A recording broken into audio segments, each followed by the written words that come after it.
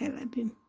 განუსაზღვრელი ნაცვალსახელი მიუთითებს განუსაზღვრელი პირის ან საგნის არსებობაზე. ამ ჯგუფს განეკუთვნება თავისი მნიშვნელობით და სინტაქსური ფუნქციებით სხვადასხვაგვარი ნაცვალსახელების დიდი რაოდენობა. უფრო ხშირად იხმარება განუსაზღვრელობითი ნაცვალსახელები სამ და ენი და რთული ნაცვალსახელებიც ასევე. ამ ვიდეოში ვისაუბრებთ მხოლოდ სამ და ენის შესახებ.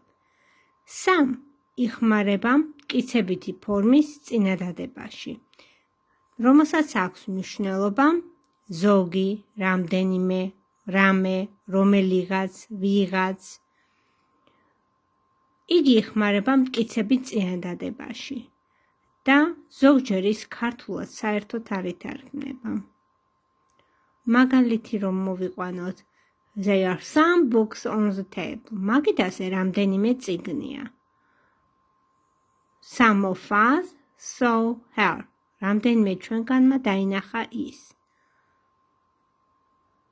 Some იხმარება როგორც თვლად არსებით სახელებთან თუ ზმნა ეთანხმება მრავლობითში, ასევე უთვლადი თუ ზმნა ეთანხმება მხოლობით რიცხვში არსებით სახელებთან. მაგალითად, there are some books on the table. There is some honey on the table.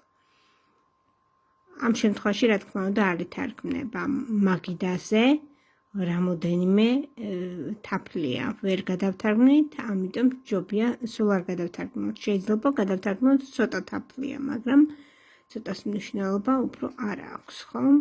სამს. ენის იგივე მნიშვნელობა აქვს, რაც სამს, იგი იხმარება კითხვისა და უარყოფითში, წინადადებაში. სამ იხმარება მტკიცებით წინადადებაში, ხოლო ენი იხმარება კითხვით და უარყოფითში.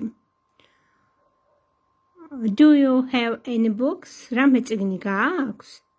Do you have any bread? პური გააქვს? როგორც უკვე აღვნიშნეთ, ძირითად შემთხვევაში სამ იხმარება მტკიცებით წინადადებაში, ხოლო ენი კითხვისა და უარყოფითში. თუმცა არსებობს გამონაკლისის შემთხვევებიც. და შეიძლება რომ ნაცვალსახელი სამ იხმარებოდეს აგრეთვე კითხვით წინადადებაში. ეს მაშინ თუ კითხვა შეიცავს თხოვნას ან მოწვევას, რაიმის შეთავაზებასაც თუ შეიცავს.